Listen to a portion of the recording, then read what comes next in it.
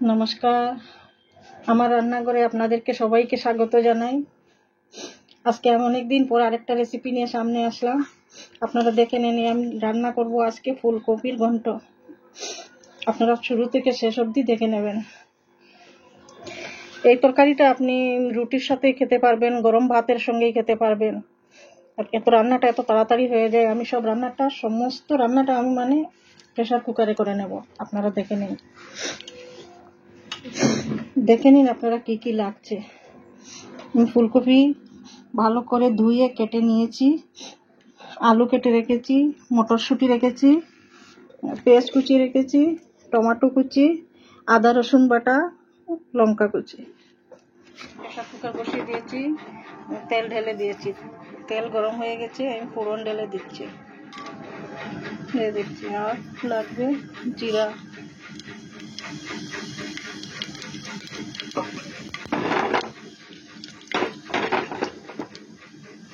ঢেলে দিচ্ছি।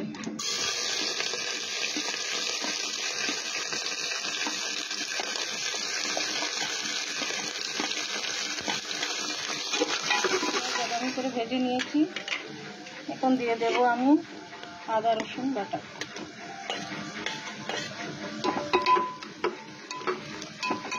যতক্ষণ আদা রসুনের কাঁচা গন্ধটা না হবে ততক্ষণ আমি এগুলো ভেজে নেব। আদা রসুনের কাঁচা গন্ধ চলে গেছে, এখন আমি মশলাগুলো ঢেলে দিচ্ছি। দিয়ে দিচ্ছি হলুদ গুঁড়ো,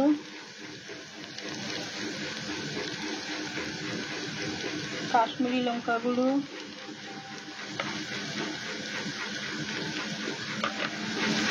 ধনে গুঁড়ো, জিরে গুঁড়ো। মশলাগুলো ভালো করে কষে নেব। মশলাগুলো 2 মিনিট আমি ভেজে নিয়েছি, এখন আমি কাঁচা লঙ্কা টমেটো কুচি দিয়ে দিচ্ছি।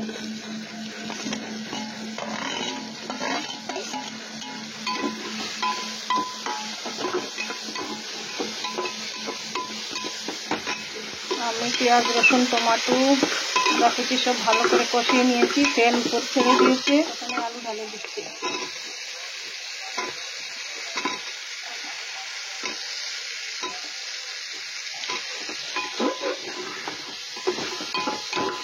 ছেড়ে নিয়েছি, এখন ফুলকপিগুলো ঢেলে দিচ্ছি।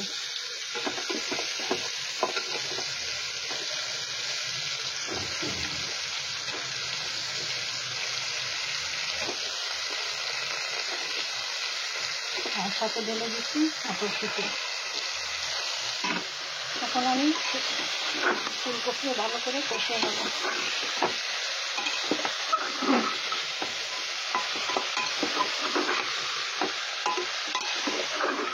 ফুলকপি ভালো করে কষিয়ে নিয়েছি, এখন আমি কুকারে ঢাকনাটা লাগিয়ে দেবো। 1 চামচের মতো জল দিয়ে দেবো। প্রেসার কুকারে ঢাকনাটা লাগিয়ে দিচ্ছি। 2-3 সিটি লাগিয়ে দেবো, 2-3 সিটি লাগালেই হয়ে যাবে।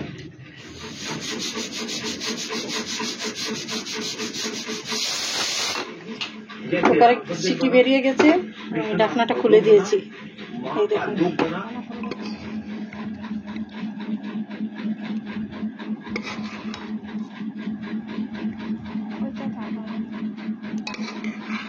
আপনারা একবার ঘরে বানিয়ে খেয়ে আমাকে বলবেন।